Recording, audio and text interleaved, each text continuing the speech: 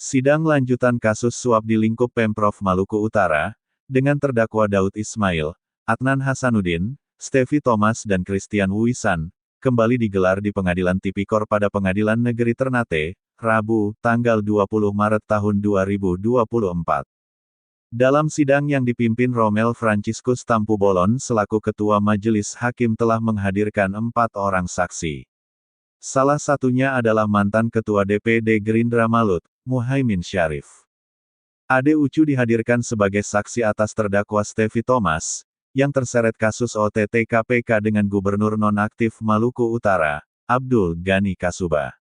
Dalam kesaksiannya, Muhaimin Syarif pun mengaku tidak mengenal Steffi Thomas. "Saya tidak kenal dan tidak pernah bertemu," ujarnya. Dia juga menepis tudingan kalau dirinya disebut sebagai staf khusus AGK sekaligus mengurusi izin usaha tambang di Malut. "Saya tidak pernah disuruh apa-apa, apalagi sebagai staf khusus gubernur. Saya hanya sering dipanggil oleh Pak Gubernur untuk diskusi. Karena pada tahun 2019, saya menjadi anggota DPRD Malut sebagai Ketua Komisi 3 yang merupakan mitra ESDM," ucapnya. Dirinya juga mengakui, selaku pimpinan Komisi 3, dirinya sempat membentuk Pansus LKPJ Transisi, dalam periode yang melakukan pengawasan izin pertambangan di Malut. Permintaan untuk diskusi terkait pertambangan karena ada demo mahasiswa tentang izin pertambangan bodong pada saat itu, katanya. Dirinya kembali menegaskan bahwa, tidak pernah menjadi perantara terkait pengurusan izin rekomendasi tambang di Maluku Utara sebagaimana yang dialamatkan padanya. "Saya memang dipanggil untuk diskusi saja, tapi kalau ada rapat, beliau, gubernur pasti meminta saya untuk keluar sebentar karena ada rapat," ungkapnya. Politikus yang akrab disapa Ade Ucu ini mengaku bahwa dirinya dengan AGK memiliki kedekatan. Dirinya juga merupakan salah satu santri dari AGK. "Gubernur dan saya sebagai saudara, karena istri beliau adalah tante saya, selain itu saya juga santri beliau," katanya.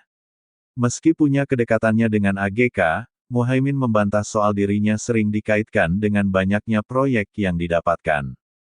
"Sejauh ini saya tidak dapat proyek, tapi ada proyek yang menggunakan alat berat saya dengan cara disewa," sahut Muhaimin dengan nada sedih pada saat menjawab pertanyaan hakim. Sementara disentil terkait pemberian uang ke gubernur, dirinya tidak menampik informasi itu. "Saya pernah memberikan uang ke gubernur jumlahnya sekitar 5-10 juta, tapi itu untuk hal santri di Palu," ujarnya. Muhaimin juga dicecar JPU terkait PT Prisma. Ia kemudian menjawab mengetahui PT Prisma bergerak di bidang pertambangan nikel.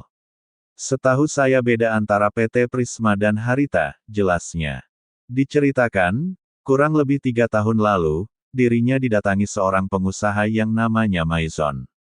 Maizon kemudian menawarkan dirinya membeli sebagian saham PT Prisma dan membantu uang untuk mengurus perizinan lanjutan. "Dia meminta saya ambil sebagian saham dan saya membantunya uang. Saya membeli saham, untuk mengurus perizinan dia, Maizon.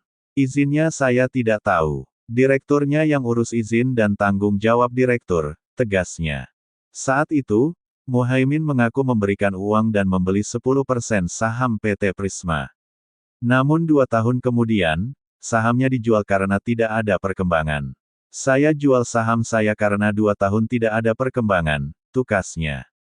Selain Muhaimin Syarif, 3 saksi yang turut dihadirkan JPU yakni PLT Kadis Perkim Malut, Yeri Pasilia, Kepala Seksi Bina Marga Dinas PUPR Malut, Muhammad Rijal Usman, dan ASN BPJN Malut, Ferdinand.